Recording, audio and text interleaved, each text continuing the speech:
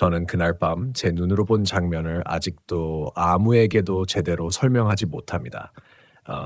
아무리 말을 꺼내려 해도 사람들은 제가 피곤해서 착각한 거라고, 밤산에서는 누구나 그럴 수 있다고 웃어 넘기곤 했습니다. 저 역시 오랫동안 그렇게 믿으려 했습니다. 하지만 시간이 흐를수록 확신하게 됐습니다.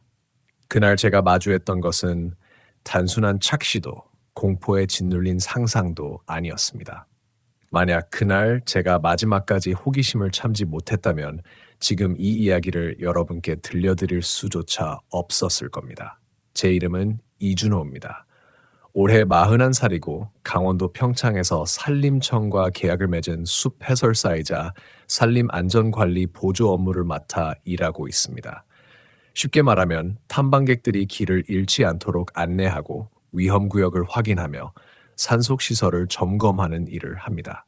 특별할 것 없는 직업처럼 들릴 수도 있지만 사람의 발길이 뜸한 깊은 산속을 매일 오르내리다 보면 도시에서는 상상하기 어려운 일들을 자주 겪게 됩니다.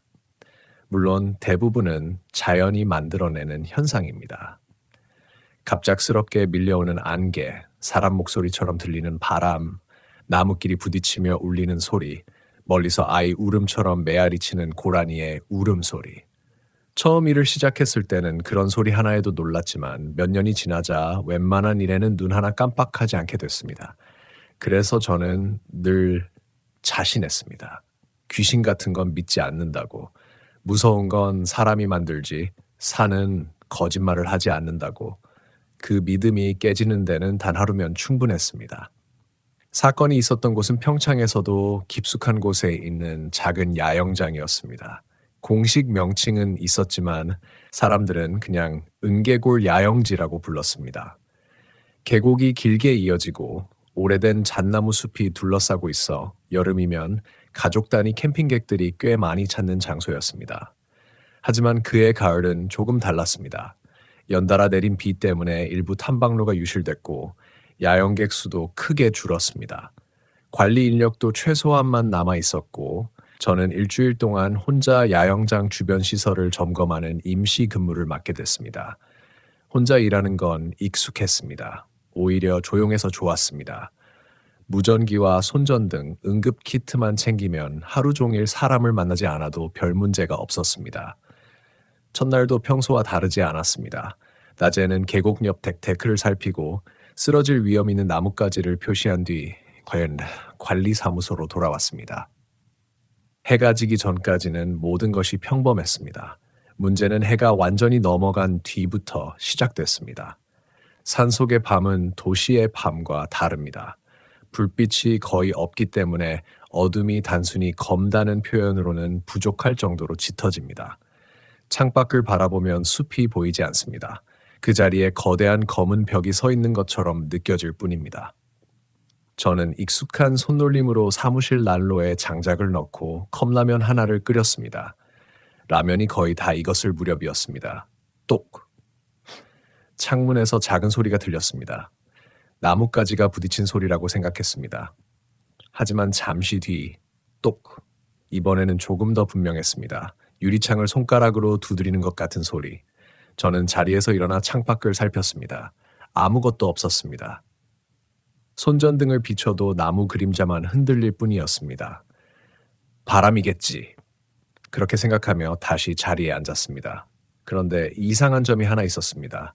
바람은 거의 불지 않고 있었습니다.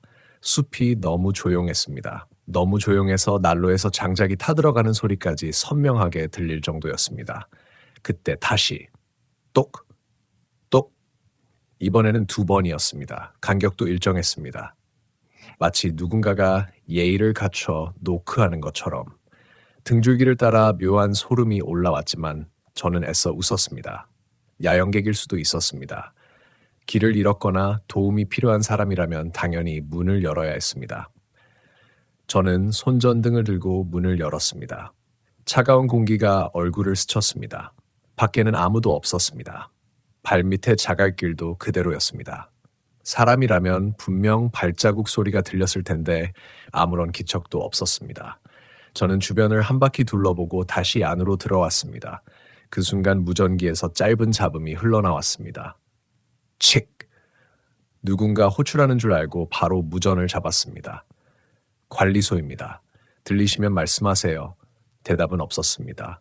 잡음만 몇 초간 이어지더니 끊어졌습니다. 산에서는 종종 전파가 불안정해질 때가 있으니 이상한 일은 아니었습니다. 하지만 그날은 이상하게도 그 짧은 잡음이 사람의 숨소리처럼 들렸습니다.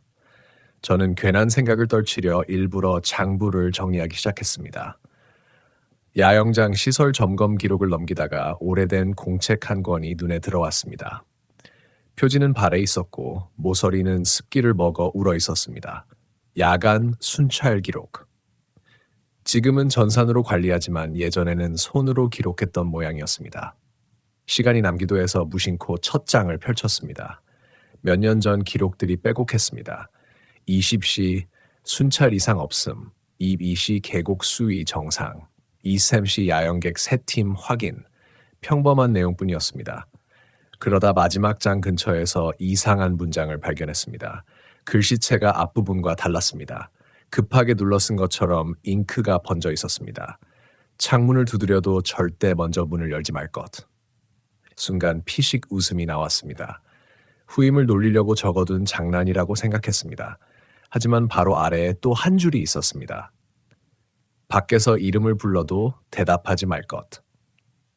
저는 잠시 손을 멈췄습니다. 그 문장은 장난치기에는 지나치게 진지했습니다.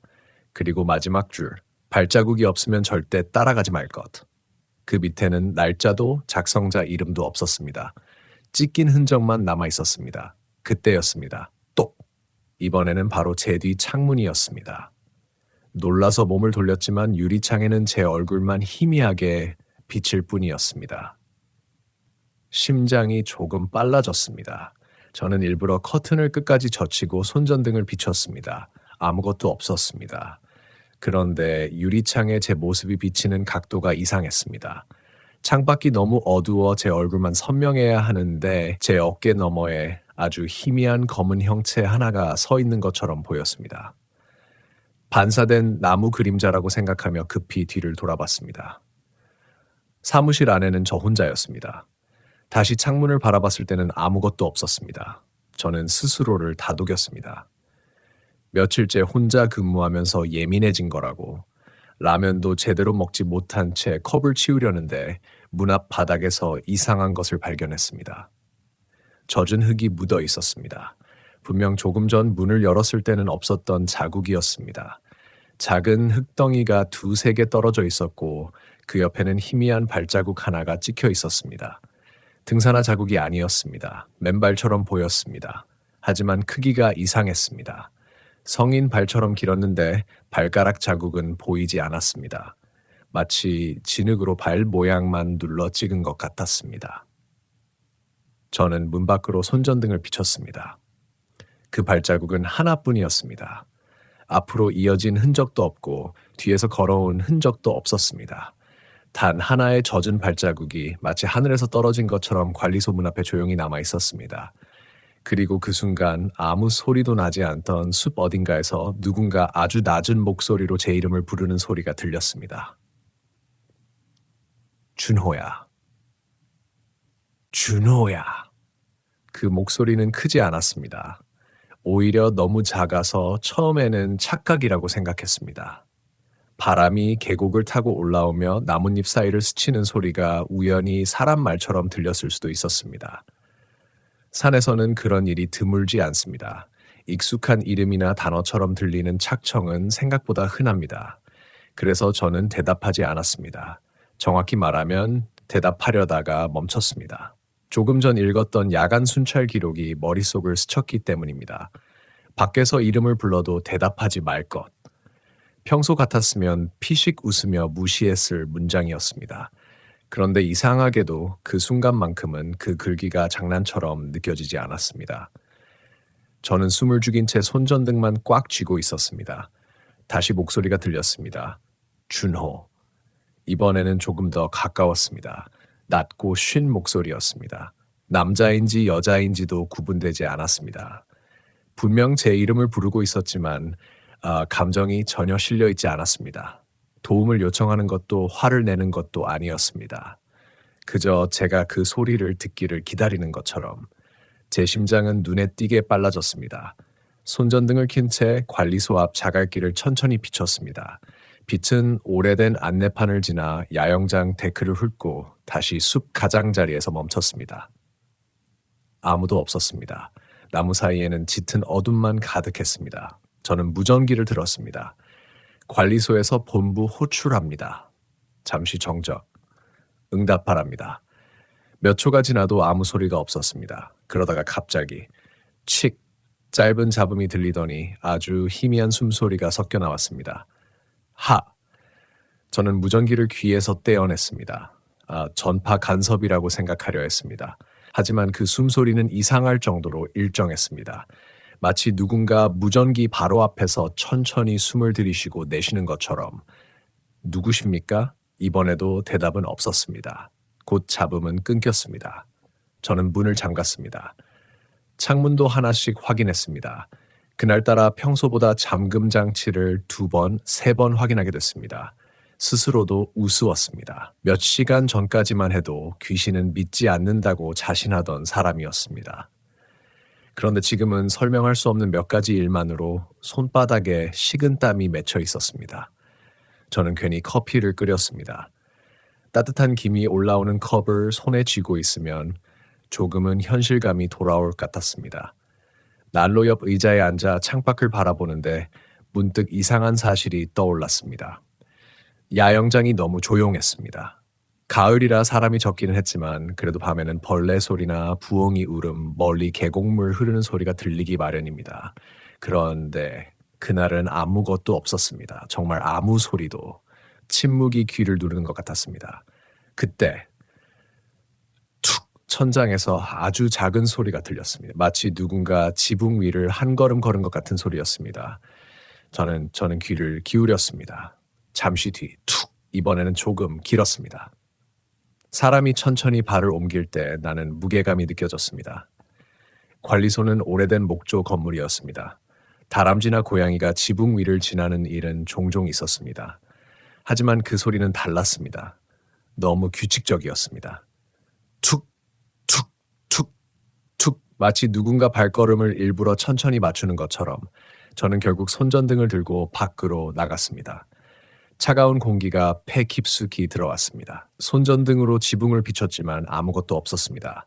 주변 나무도 흔들리지 않았습니다. 잠시 후 저는 관리소 뒤편으로 걸어갔습니다. 그곳에는 오래된 창고 하나가 있었습니다. 평소에는 삽이나 톱, 예비 장비를 보관하는 작은 건물이었습니다. 그런데 창고 문이 좀 열려 있었습니다. 저는 분명 퇴근 전 점검하면서 잠갔던 기억이 있었습니다. 내가 깜빡했나? 그렇게 생각하며 문을 밀었습니다. 끼익, 낡은 경첩이 길게 울렸습니다. 안에는 아무도 없었습니다. 장비들도 그대로였습니다. 그런데 흙바닥에 발자국이 있었습니다. 맨발 자국. 하나, 둘, 셋. 창고 안쪽으로 이어져 있었습니다. 저는 손전등을 아래로 비추어 천천히 따라갔습니다. 발자국은 창고 가장 안쪽 벽에서 멈췄습니다. 벽 밖에는 아무 공간도 없었습니다. 숨을 곳도 없었습니다. 그런데 발자국은 거기서 끝났습니다. 되돌아 나온 흔적도 없었습니다. 저는 무릎을 굽혀 자세히 살폈습니다. 젖어 있었습니다. 막 생긴 자국처럼. 순간 등골이 서늘해졌습니다. 창고 안 공기가 유난히 차갑게 느껴졌습니다. 가을밤이라기엔 이상할 정도였습니다. 입김까지 희미하게 보일 정도였습니다. 그때 제 손전등 불빛이 벽 한쪽을 비췄습니다. 연필인지 뭐진지 알 수 없는 것으로 누군가 글씨를 긁어놓은 흔적이 보였습니다. 희미했지만 읽을 수 있었습니다. 뒤를 보지 마. 순간 저도 모르게 뒤를 돌아볼 뻔했습니다. 하지만 몸이 굳었습니다. 왜인지 모르겠지만 그 글씨를 읽는 순간 제 뒤에 누군가 서 있다는 확신이 들었습니다. 기척은 없었습니다. 숨소리도, 발소리도. 그런데 분명히 아주 가까운 거리에서 누군가 저를 바라보고 있다는 느낌. 사람은 시선을 느낀다고들 합니다. 그때 저는 처음으로 그 말을 믿었습니다. 손전등을 쥔 손이 떨렸습니다. 천천히 심호흡을 했습니다. 그리고 일부러 벽만 바라봐 본 채 한 발씩 앞으로 걸었습니다. 창고 문까지 5걸음, 4걸음, 3걸음, 2걸음. 문을 나서는 순간 저는 그대로 뛰었습니다. 관리소 안으로 들어오자마자 문을 잠그고 숨을 몰아쉬었습니다.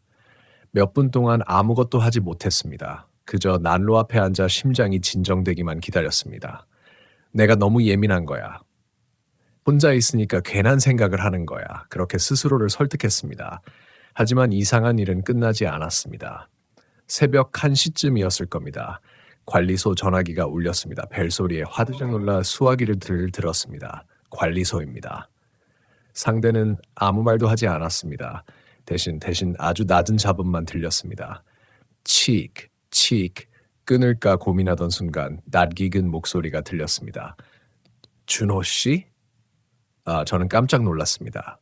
그 목소리는 제 선배인 박성민 팀장과 너무 비슷했습니다. 팀장님? 거기 있지? 네, 관리소입니다. 잠시 침묵, 그리고 아주 낮게. 문 열지 마. 순간 온몸이 굳었습니다.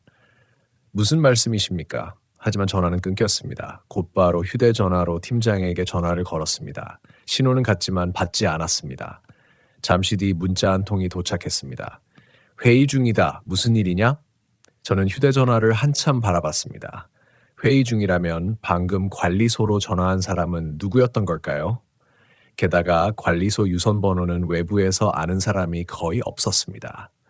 기분 나쁜 침묵이 다시 찾아왔습니다. 저는 결국 밤새 잠을 자지 않기로 했습니다.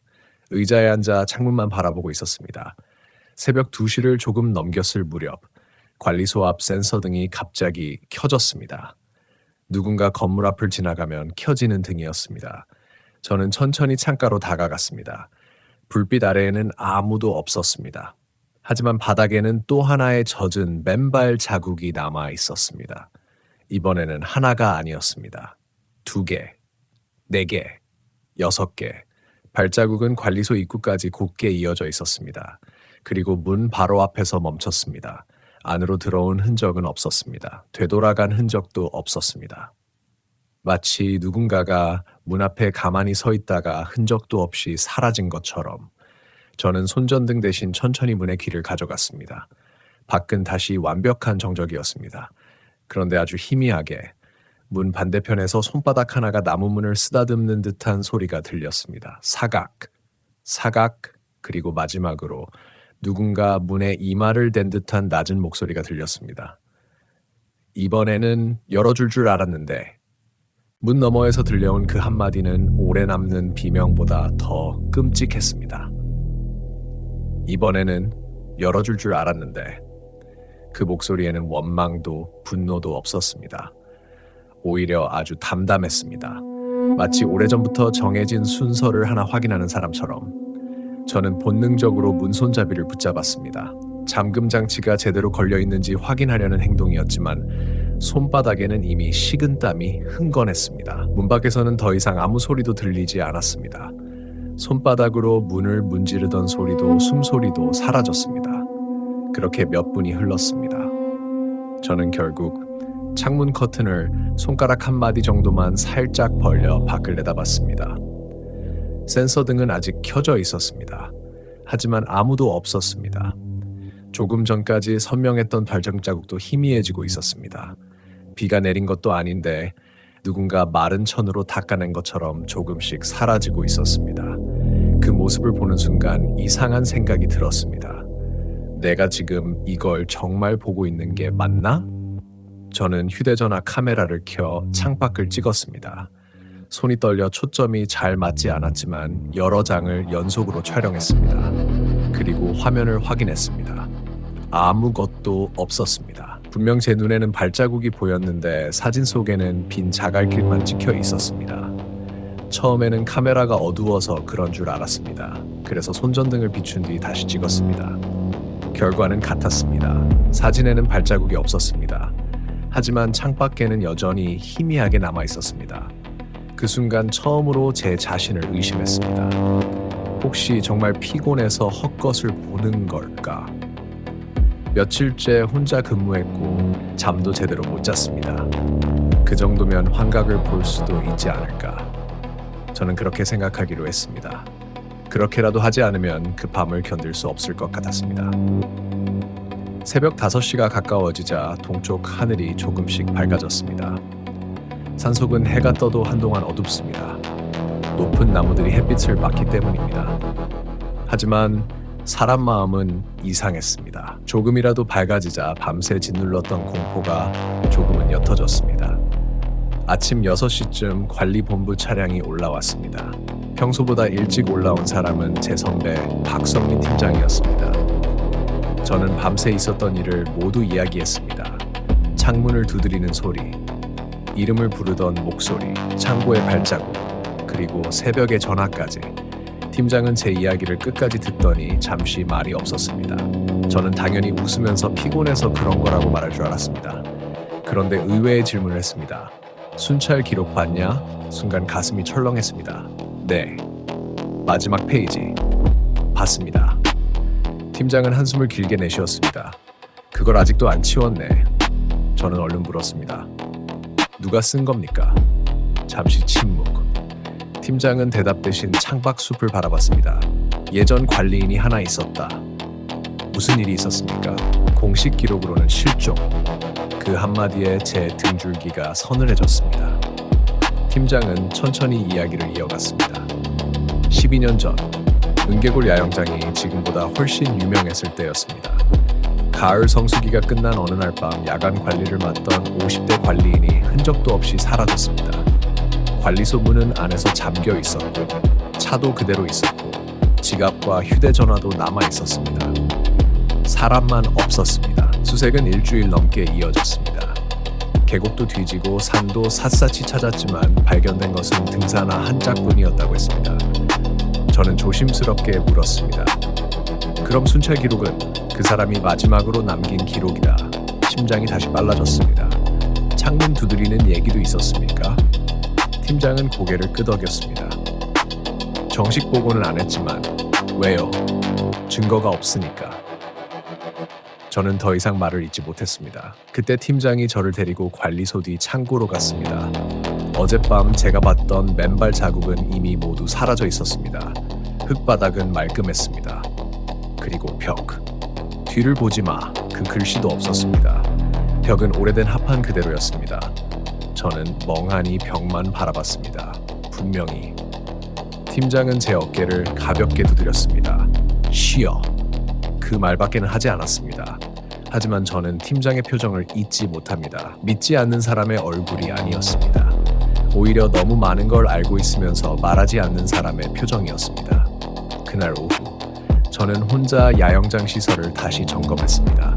일부러 평소처럼 행동하려고 노력했습니다. 낮에는 모든 것이 평범했습니다. 새들이 날아다니고 계곡물은 맑았고 햇빛도 따뜻했습니다. 어젯밤 일이 꿈이었나 그렇게 생각할 무렵 야영장 제7데크 근처에서 오래된 놀이터 하나를 발견했습니다. 지금은 사용하지 않는 장소였습니다. 낡은 그네 하나와 녹슨 미끄럼틀이 숲속에 방치되어 있었습니다. 이상했던 것은 그곳 바닥이었습니다. 낙엽이 수북이 쌓여 있는데도 딱 한 줄만 깨끗하게 비어 있었습니다. 마치 누군가가 매일 같은 길을 걸어 다니는 것처럼 그 흔적은 숲 안쪽으로 이어졌습니다. 호기심이 생겼습니다. 저는 손전등 대신 작업용 막대를 들고 천천히 따라갔습니다. 10여 미터쯤 들어가자 작은 돌무더기가 나타났습니다. 누군가 일부러 쌓아놓은 듯한 돌탑이었습니다. 그 아래에는 오래된 어린이 운동화 한 짝이 놓여 있었습니다. 색은 거의 바랬지만 아직 형태는 남아 있었습니다. 아이 신발치고는 너무 오래된 느낌이었습니다. 저는 무전기로 팀장을 불렀습니다. 팀장님, 잠깐 와보실 수 있습니까?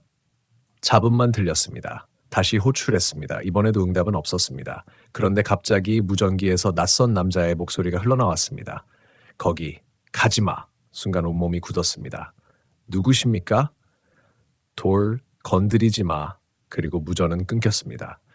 몇 초 뒤 다시 연결됐습니다. 이번에는 정말 팀장의 목소리였습니다. 준호야, 무슨 일이야? 저는 방금 들은 이야기를 했습니다.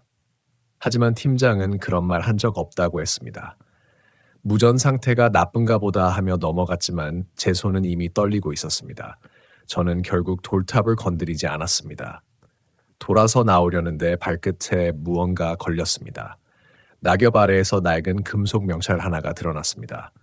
흙을 털어내자 글자가 보였습니다. 최동식. 그 이름은 낯설었습니다.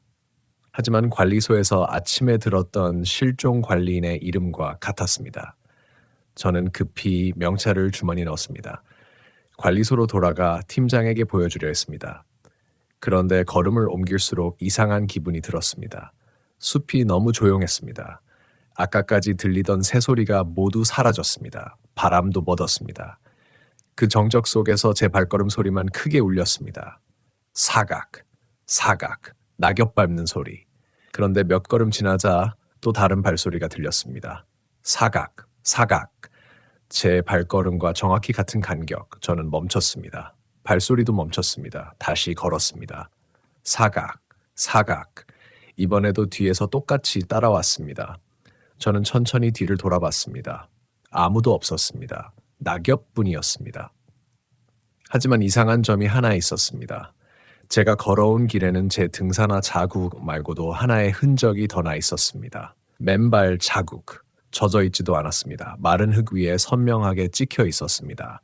그 자국은 제 발자국 바로 옆을 같은 간격으로 따라오다가 제가 멈춘 자리에서 같이 멈춰 있었습니다. 마치 누군가가 제 어깨 바로 옆에서 같은 속도로 걸어온 것처럼. 그리고 그 발자국 끝에는 낙엽 위에 손가락으로 막 쓴 듯한 짧은 글씨가 남아 있었습니다. 이번에는 뒤를 봤네. 제가 그 문장을 읽은 순간 숨이 턱 막혔습니다. 이번에는 뒤를 봤네. 낙엽 위에 쓰인 글씨는 손가락으로 흙을 밀어 만든 흔적처럼 보였습니다. 바람이 조금만 불어도 금방 지워질 만큼 얕은 자국이었지만 글자는 너무도 선명했습니다. 저는 본능적으로 주변을 둘러봤습니다. 아무도 없었습니다. 하지만 이번에는 아무리 스스로를 설득해도 착각이라는 말이 떠오르지 않았습니다. 제 뒤를 따라온 발소리. 등산화 자국 옆에 나란히 찍힌 맨발 자국, 그리고 제가 뒤를 돌아본 순간에 맞춰 나타난 문장. 이 모든 것이 우연이라고 하기에는 너무 정확했습니다. 저는 더 이상 그 자리에 머물고 싶지 않았습니다. 거의 뛰다시피 숲을 빠져나와 관리소까지 돌아왔습니다. 관리소 앞에는 박성민 팀장의 차량이 그대로 세워져 있었습니다. 안으로 들어가자 팀장은 무전기 배터리를 점검하고 있었습니다. 제 얼굴을 보자마자 그는 미간을 찌푸렸습니다. 무슨 일이야? 저는 주머니에서 명찰을 꺼냈습니다. 흙이 묻은 금속 명찰에는 분명히 최동식이라는 이름이 새겨져 있었습니다. 팀장은 명찰을 받아들더니 한동안 말이 없었습니다. 그 표정만 봐도 알 수 있었습니다. 그 이름을 알고 있다는 것을. 이거 어디서 찾았어? 저는 숲속 돌탑 이야기를 처음부터 끝까지 설명했습니다. 말을 마칠 무렵 팀장은 명찰을 손에 쥔 채 깊은 한숨을 내쉬었습니다. 거긴 원래 출입 금지였어. 그런 표지판은 없었습니다. 예전에는 있었지. 왜 없앴습니까? 팀장은 대답 대신 창밖을 바라봤습니다. 잠시 후 아주 낮은 목소리로 말했습니다. 사람들이 더 찾아가니까. 그 말의 의미를 이해하는데 몇 초가 걸렸습니다. 인터넷이나 입소문 때문이 아니었습니다. 무언가 이상한 소문이 퍼질수록 호기심 때문에 일부러 찾아오는 사람들이 늘어났다는 뜻이었습니다. 그래서 흔적 자체를 없애버린 것이었습니다. 저는 명찰을 다시 바라봤습니다. 최동식 씨는 정말 실종된 겁니까? 팀장은 고개를 천천히 끄덕였습니다. 공식적으로는 시신을 못 찾았으니까. 그는 잠시 말을 멈췄다가 다시 입을 열었습니다. 하지만 그날 같이 근무했던 사람이 한 명 있었어. 저는 처음 듣는 이야기였습니다. 그 사람은 왜 아무 말도 안 했습니까? 했다. 무슨 말을요? 팀장의 시선이 제 눈을 향했습니다. 최동식 씨가 밤에 누군가 자기 이름을 계속 불렀다고. 순간 소름이 팔을 타고 올라왔습니다. 처음에는 장난인 줄 알았대. 둘째 날에도 들렸고. 네, 셋째 날에는 목소리가 관리소 바로 앞에서 들렸다고 했어. 저는 말없이 팀장을 바라봤습니다. 그는 계속 이야기했습니다. 마지막 날 아침 같이 근무하던 직원이 잠깐 눈을 붙인 사이 최동식 씨가 사라졌어. 문은요? 안에서 잠겨 있었어. 창문은 전부 잠겨 있었고 그 말은 제가 이미 알고 있는 내용과 똑같았습니다. 사람만 사라졌다. 그것도 흔적 하나 없이. 그날 오후 팀장은 본부로 돌아갔습니다. 인력이 부족해서 다른 직원이 올라오기 전까지는 제가 관리소를 비워서는 안 된다고 했습니다. 솔직히 말하면 그 말을 듣는 순간 가슴이 철렁했습니다. 혼자 남고 싶지 않았습니다. 하지만 업무였습니다. 거절할 수도 없었습니다. 팀장이 떠나기 직전 저에게 낡은 열쇠 하나를 건네주었습니다. 관리소 지하 창고 열쇠야. 지하가 있었습니까? 지금은 안 써. 왜요? 습기가 심해서. 대답은 짧았습니다. 하지만 그의 표정은 또 무언가를 숨기고 있는 사람 같았습니다. 차량이 산길 아래로 사라질 때까지 저는 멍하니 바라보고 있었습니다. 주변은 다시 조용해졌습니다. 너무 조용했습니다. 해가 서쪽 능선 뒤로 기울기 시작하자 숲의 분위기는 완전히 달라졌습니다. 낮에는 평범했던 나무들이 하나둘 검은 실루엣으로 변했습니다. 계곡에서는 차가운 안개가 천천히 올라왔습니다. 저는 일부러 바쁘게 움직였습니다. 시설을 점검하고 장작을 옮기고 발전기 연료를 확인했습니다. 몸을 움직이면 괜한 생각이 줄어들 것 같았습니다. 하지만 저녁 6시쯤 이상한 사실을 발견했습니다. 관리소 벽에 걸린 오래된 단체 사진이었습니다. 평소에는 신경도 쓰지 않았던 사진이었습니다. 10여 년 전 직원들이 함께 찍은 사진, 무심코 들여다보다가 저는 그대로 굳어버렸습니다. 맨 앞줄에 서 있는 남자의 얼굴, 명찰에 적혀있던 이름, 최동식. 사진 속 그는 환하게 웃고 있었습니다. 그런데 이상한 것은 그의 오른쪽이었습니다. 한 사람 정도 설 공간이 비어 있었습니다. 다른 직원들은 모두 일정한 간격으로 서 있는데 유독 그 자리만 비어 있었습니다. 처음에는 누군가 사진에서 잘린 줄 알았습니다. 하지만 자세히 보니 아니었습니다. 비어있는 공간을 중심으로 양옆 사람들이 미묘하게 몸을 기울이고 있었습니다. 마치 원래 그 자리에 누군가 있었던 것처럼. 그런데 얼굴은 없었습니다. 사진에는 아무도 없는데 사람들은 분명 누군가와 함께 사진을 찍는 자세를 하고 있었습니다. 등골이 서늘해졌습니다. 사진을 액자에서 꺼내 뒷면을 확인했습니다. 촬영 날짜가 적혀 있었습니다. 2014년 10월 18일. 최동식 씨가 실종되기 정확히 일주일 전이었습니다. 그때였습니다. 관리소 뒤쪽에서 무언가 떨어지는 소리가 났습니다. 쿵! 무거운 것이 넘어지는 둔탁한 소리. 저는 손전등을 들고 뒤편으로 향했습니다. 소리가 난 곳은 지하 창고 입구였습니다. 낙엽에 거의 가려져 있던 철문이 반쯤 열려 있었습니다. 저는 분명 오후에 그곳을 지나갔습니다. 그때는 닫혀 있었습니다. 천천히 다가가 손전등을 아래로 비췄습니다. 낡은 콘크리트 계단이 어둠 속으로 이어져 있었습니다. 축축한 흙냄새와 곰팡이 냄새가 올라왔습니다. 그리고 아주 희미하게 금속이 긁히는 소리가 아래에서 들려왔습니다. 끼익, 끼익. 누군가 쇠사슬을 천천히 끌고 있는 것 같은 소리였습니다. 저는 한동안 계단 입구에 서 있었습니다. 올라갈까 아니면 문을 닫을까 머릿속에서는 위험하다고 외치고 있었지만 이상하게도 발은 움직이지 않았습니다. 결국 팀장이 준 열쇠를 꺼냈습니다. 철문에는 오래된 자물쇠가 걸려 있었지만 이미 열려 있었습니다. 누군가 안에서 연 것처럼. 저는 손전등을 앞으로 뻗은 채 계단을 내려가기 시작했습니다. 1계단, 2계단, 3계단. 발소리가 콘크리트 벽에 메아리 쳤습니다. 공기는 위보다 훨씬 차가웠습니다. 계단 끝에는 작은 지하 공간이 있었습니다. 예전에 장비를 보관했던 창고 같았습니다. 녹슨 선반, 부서진 의자, 낡은 발전기, 모든 것이 먼지에 덮여 있었습니다. 그런데 바닥 한가운데만 깨끗했습니다. 마치 최근까지 누군가 계속 드나든 것처럼. 그 중앙에는 오래된 나무 의자 하나가 놓여 있었습니다. 그리고 의자 위에는 작은 카세트 녹음기 한 대가 올려져 있었습니다. 배터리도 없을 것처럼 낡은 모델이었습니다. 하지만 빨간 표시등이 희미하게 깜빡이고 있었습니다. 저는 천천히 다가갔습니다. 녹음기에 재생 버튼이 눌린 채 멈춰 있었습니다. 손끝이 망설였습니다. 누르지 말아야 한다는 생각과 확인해야 한다는 생각이 동시에 밀려왔습니다. 결국 저는 버튼을 눌렀습니다. 처음에는 지직거리는 잡음만 흘러나왔습니다.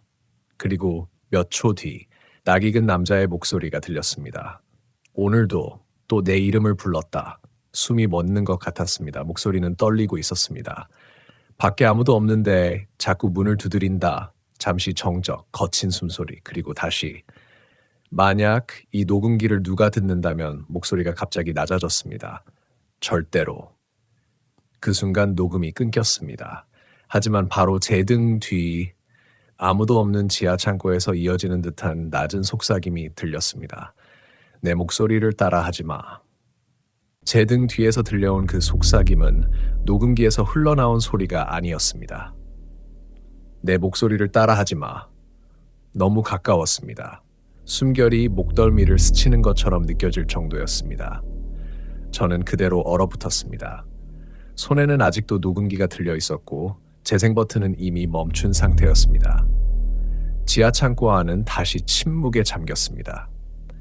그런데 이상한 점이 하나 있었습니다. 제 그림자가 하나가 아니었습니다.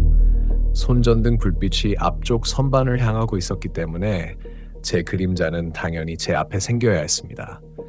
하지만 콘크리트 바닥에는 제 그림자 옆으로 아주 희미한 그림자가 하나 더 길게 늘어져 있었습니다. 고개를 돌리면 볼 수 있을 것 같았습니다. 아주 조금만. 하지만 저는 움직이지 않았습니다. 창고 벽에서 봤던 문장이 떠올랐기 때문입니다. 뒤를 보지 마. 심장은 귀에서 뛰는 것처럼 크게 울렸습니다. 저는 천천히 숨을 들이마셨습니다. 그리고 절대로 뒤를 돌아보지 않은 채 한 걸음씩 뒤로 물러나기 시작했습니다. 바닥에 놓인 녹슨 공구를 밟지 않으려고 손전등도 움직이지 않았습니다. 한 걸음, 또 한 걸음. 그림자는 여전히 2개였습니다. 계단 첫 번째 단에 발이 닿는 순간 뒤에서 아주 낮은 웃음소리가 들렸습니다. 후. 사람이 웃었다기보다 오랫동안 숨을 참다가 내쉰 숨 같았습니다. 저는 더 이상 참지 못하고 계단을 뛰어 올랐습니다. 철문을 힘껏 닫고 자물쇠를 걸었습니다. 손이 떨려 열쇠가 몇 번이나 빗나갔습니다. 간신히 잠근 뒤에도 한동안 문에 등을 기대고 서 있었습니다. 아래에서는 아무 소리도 들리지 않았습니다. 마치 아무 일도 없었던 것처럼. 하지만 저는 분명히 들었습니다. 그리고 느꼈습니다. 창고 안에는 저 말고 또 다른 누군가가 있었습니다. 그날 저녁 저는 본부에 전화를 걸었습니다. 야간 근무를 교대해달라고 말할 생각이었습니다. 솔직하게 말하면 더 이상 혼자 있고 싶지 않았습니다. 하지만 본부에서는 연이은 산사태 점검 때문에 인력이 모두 다른 구역으로 배치되었다고 했습니다. 하루만 더 버텨달라는 말뿐이었습니다. 전화를 끊고 한참 동안 책상에 앉아 있었습니다. 문득 지하에서 가져온 녹음기가 떠올랐습니다. 이번에는 관리소 안에서 다시 확인해 보기로 했습니다. 혹시 아까는 긴장해서 제대로 듣지 못했을 수도 있으니까 저는 새 건전지를 찾아 녹음기에 넣었습니다. 놀랍게도 전원이 들어왔습니다. 재생 버튼을 눌렀습니다. 지직, 잡음, 그리고 다시 그 남자의 목소리. 오늘도 또 내 이름을 불렀다. 이번에는 처음보다 더 또렷하게 들렸습니다. 목소리는 분명 50대쯤 되는 남자였습니다. 떨리고 있었지만 또박또박 말하려 애쓰는 느낌이었습니다. 처음에는 장난인 줄 알았다. 둘째 날은 창문, 셋째 날은 문, 넷째 날은 잠시 숨을 고르는 소리. 내 목소리로 날 불렀다. 순간 손끝이 차가워졌습니다. 녹음은 계속 이어졌습니다. 문을 열면 안 된다는 걸 알고 있었다. 그런데 여기서 녹음이 심하게 끊겼습니다. 치지직. 몇 초 뒤 내가 문을 연 게 아니다. 저도 모르게 숨을 삼켰습니다. 안에서 잡음. 누군가. 다시 잡음. 열었다. 녹음은 거기서 끝났습니다. 관리소 안은 다시 조용해졌습니다. 저는 녹음기를 내려놓고 한참 동안 움직이지 못했습니다. 머릿속에서는 마지막 문장만 반복됐습니다. 내가 문을 연 게 아니다. 안에서 누군가 열었다. 그 말이 의미하는 것이 무엇인지 이해되지 않았습니다. 관리소 안에는 혼자 있었는데 누가 안에서 문을 열 수 있었단 말인가. 그날 밤부터 저는 기록을 남기기 시작했습니다. 혹시 저도 기억이 흐려질까봐 시간과 상황을 모두 수첩에 적었습니다. 2시 10분, 이상 없음. 1시 03분, 창밖에서 작은 발소리. 2시 17분, 무전기 잡음. 2시 01분, 관리소 뒤쪽에서 금속 긁는 소리. 시간이 흐를수록 기록은 점점 길어졌습니다. 그리고 밤 11시 42분, 저는 이상한 사실 하나를 발견했습니다. 책상 위 수첩에는 제가 적지 않은 문장이 추가되어 있었습니다. 기록해도 소용없다. 순간 심장이 내려앉았습니다. 분명 방금 전까지 없었습니다. 글씨체도 제 것이 아니었습니다. 저는 급히 앞장을 넘겼습니다. 다른 페이지에는 이상이 없었습니다. 마지막 장, 제가 조금 전에 적었던 시간 아래에 또 한 줄이 적혀 있었습니다. 이번에는 오래 버티네. 손끝이 떨렸습니다. 저는 분명 혼자였습니다. 누군가 들어왔다면 알았을 겁니다. 문도 잠겨 있었고 창문도 모두 닫혀 있었습니다. 그때 관리소 밖에서 자동차 엔진 소리가 들렸습니다. 저는 거의 뛰다시피 밖으로 나갔습니다. 누군가 올라온 줄 알았습니다. 하지만 주차장은 비어 있었습니다. 엔진 소리는 계속 들렸습니다. 부르르르, 부르르르. 소리는 계곡 아래쪽에서 올라오는 것 같았습니다. 손전등으로 비춰보았지만 아무것도 없었습니다. 그런데 이상했습니다. 엔진 소리는 점점 가까워지는데 차량은 보이지 않았습니다. 소리만 움직이고 있었습니다. 관리소 바로 앞까지 올라온 듯 하더니 갑자기 멈췄습니다. 완전한 정적. 그 순간 센서등이 켜졌습니다. 불빛 아래에는 역시 아무도 없었습니다. 하지만 이번에는 발자국 대신 다른 것이 있었습니다. 오래된 등산화 한 짝, 흙투성이가 된 갈색 등산화. 가피는 찢어져 있었고 끈도 끊어져 있었습니다. 저는 그 신발을 보는 순간 어딘가 익숙하다는 느낌을 받았습니다. 곧바로 관리소 안으로 들어가 단체 사진을 꺼냈습니다. 사진 속 최동식 씨가 신고 있던 등산화와 똑같았습니다. 색도, 모양도, 왼발이라는 점까지. 12년 전 실종된 사람이 신던 신발이 지금 제 관리소 앞에 놓여 있었습니다.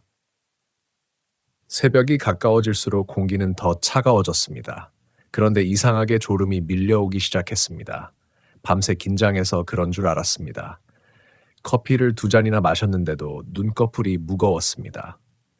잠들면 안 된다는 생각이 들었습니다. 이상하게도 잠이 들면 무언가 큰일이 생길 것 같았습니다. 저는 일부러 밖으로 나가 찬 공기를 마셨습니다. 관리소 앞 벤치에 잠시 앉아 있는데 계곡 쪽에서 희미한 손전등 불빛 하나가 흔들리는 것이 보였습니다. 등산객? 아니면 구조 요청? 불빛은 일정한 간격으로 좌우로 흔들렸습니다. 구조 신호처럼. 저는 무전기를 들었습니다. 계곡 방향에 사람 있습니까? 응답은 없었습니다. 불빛은 계속 흔들렸습니다. 한동안 바라보다가 이상한 점을 깨달았습니다. 그 빛은 앞으로 오지 않았습니다. 계속 같은 자리에서 흔들리고만 있었습니다. 거리가 전혀 줄어들지 않았습니다. 저는 망설였습니다. 구조요원으로 일하면서 가장 먼저 배운 것은 위험보다 사람을 확인하는 일이었습니다. 혹시 정말 도움이 필요한 사람이라면 외면할 수 없었습니다. 하지만 또 다른 목소리가 머릿속에서 들렸습니다. 발자국이 없으면 절대 따라가지 말 것. 저는 손전등을 아래로 비췄습니다. 제 발밑에는 제 발자국뿐이었습니다. 계곡 쪽으로 이어지는 길에도 아무 흔적이 없었습니다. 그런데 저 멀리 흔들리던 손전등 불빛이 갑자기 멈췄습니다. 그리고 아주 천천히 제 쪽을 향해 1번, 2번, 3번, 마치 누군가 제가 보고 있는 것을 확인한 것처럼 좌우로 흔들렸습니다. 다음 순간 계곡 아래에서 제 목소리가 선명하게 들려왔습니다. 준호야. 그것은 누군가 제 이름을 부른 것이 아니었습니다. 분명히 제 자신의 목소리였습니다. 거기 서 있으면 늦어. 그리고 손전등 불빛 하나가 사람이 걷는 속도로 천천히 관리소를 향해 올라오기 시작했습니다.